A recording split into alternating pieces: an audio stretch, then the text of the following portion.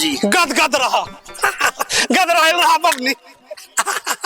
का समाचार बा? ठीक बा सब समाचार ठीक बा। अरे तनी चाप के मेहनत कर लोगी लड़का फैका होखो सोन जे तनी दिन दुना रात चौगुना होखे। का बोलतनी बाबूजी, हमार पौना तो मेहनत करत कर दुबरा गेल बड़न, अब कितना मेहनत करो। अरे सलगानी का हाल बा दीदी? ठीक बा ठीक बा। का खाता नहीं जी, जीने पर दिन गदराई रहता नहीं, खूब खवाई होता का। बाप मोरनी पौना कहाँ खवाई होता, अपन चीज बड़ा सबूर से नु खाई जाला। चले लो भीतर। रे नाश्तो पानी में हमरो ध्यान दिए सोन, अकेले मत खाइयो सोन।